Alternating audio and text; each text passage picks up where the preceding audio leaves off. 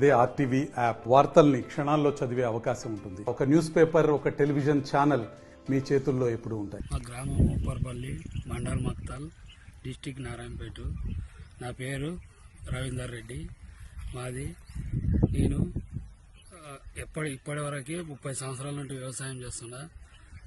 అంతకుముందు చాలా వర్షాలు లేక ఎన్నో ప్రాబ్లాలు చేస్తే కూడా ఈ వ్యవసాయంనే నమ్ముకొని వ్యవసాయం చేస్తామని చేస్తుంటే కరోనా నుంచి అప్పుడు బాగా 2 సంవత్సరాలు వర్షాలు వచ్చి అంతకుముందు అప్పులు కూడా అయిపోయినాయి.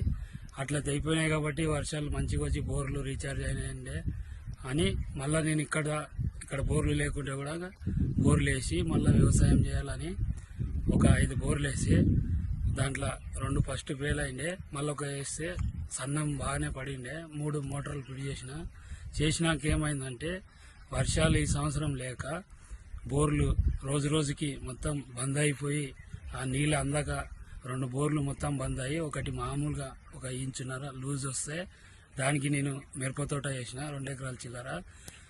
వరి కూడా 2 ఎకరాలు వేసింటి.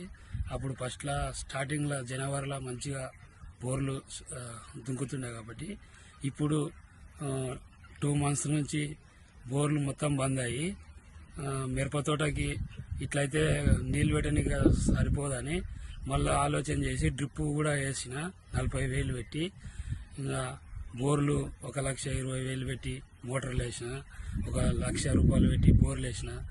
ఇవన్నీ వేసినా కూడా లాస్ట్కి బోర్లు బంద్ అయిన కారణంగా మొత్తం మన మిరపతోట కానీ ఇంకా వరిసేను కానీ వెళ్ళేటప్పుడే వరిసేను ఎండిపోయింది.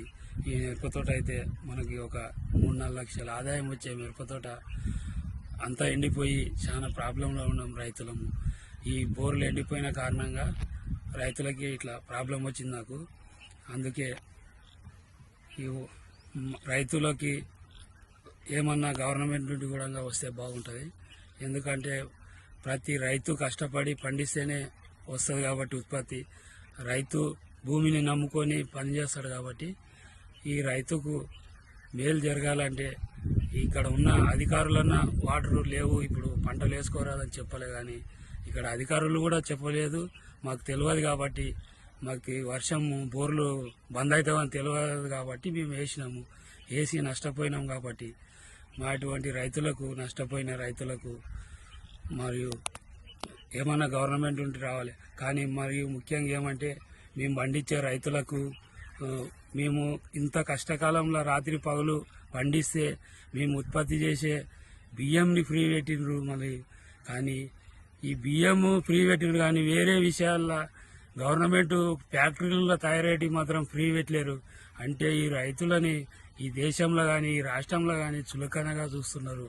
ఎందుకంటే మార్కెట్లో మరిన్ని వీడియోస్ కోసం ఛానల్ ని సబ్స్క్రైబ్ చేయండి. లేటెస్ట్ అప్డేట్స్ కోసం వాట్సాప్ ఛానల్ ని ఫాలో చేయండి. అండ్ లింక్ డిస్క్రిప్షన్ లో ఉంది.